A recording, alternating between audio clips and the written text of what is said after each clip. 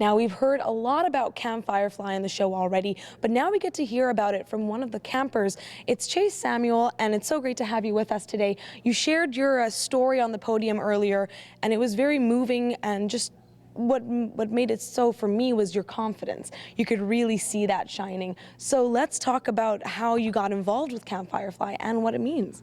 I actually learned about Camp Firefly through my work here at the Roxy because Magic Lantern Theatres is a very big supporter of Firefly and has been for the past couple of years.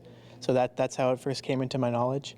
That's great. And your story starts with you had come out to your family and went really well. I sat down on the couch next to my mom and I said, "Mom, when I was younger, did you ever think I might be gay?" And she was like, "Well, no, of course not."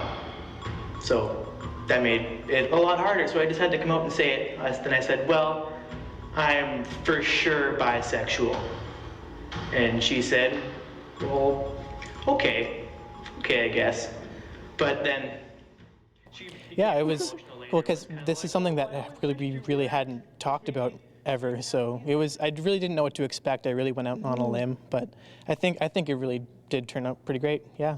And you said that Camp Firefly at first seemed like maybe it wasn't for you. Let's talk about that, and then why you decided to actually go do it, because that's quite something. Well, yeah, I was sort of, maybe because I felt like I was in a really good place, well, because I was.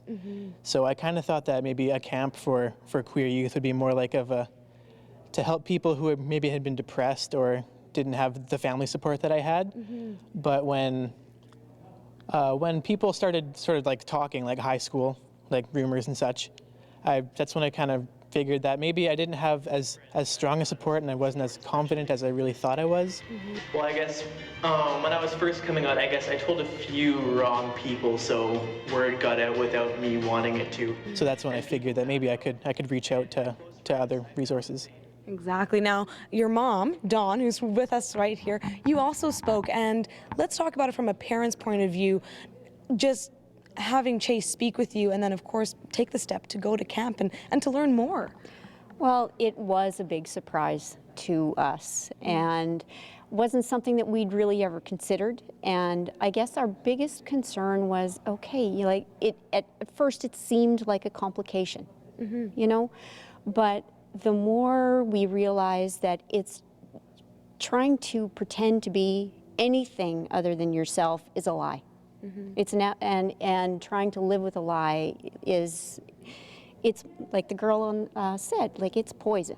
When I was in the closet, it was like I was being poisoned constantly, and every time I told myself, like, no, I'm not gay.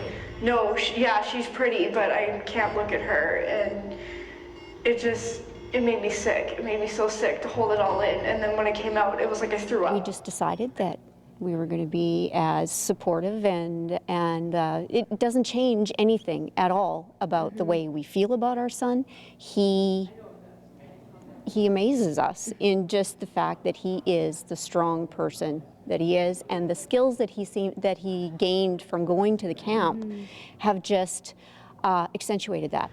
She became more emotional later, was kind of like, "Oh, well, I always wished you weren't, just maybe so you could have the easiest life you can, but I still love you. That's never going to change." It was high school, and there were people who were kind of ignorant, didn't really know what was really going on or what I was all about. So that can be really difficult, but in the end, it all worked out pretty well, I'd say. Exactly, because in the end, it seems like things are looking up at your Gay Straight Alliance, sort of in the works, and that's something that you, almost like a legacy that you had started with your friends. Yeah, that was almost the point, because we were in grade 12, and we were like, okay, we want to leave something behind that's going to help people like us, and it didn't quite work that year, but it's still in the works, and people heard about it and they picked it up, so that's really amazing. And that's really what it's all about, the camp experience and empowering everybody. Thank you so much for joining us, Chase and Dawn. We really appreciate it. There is more coming up on Go Saskatoon.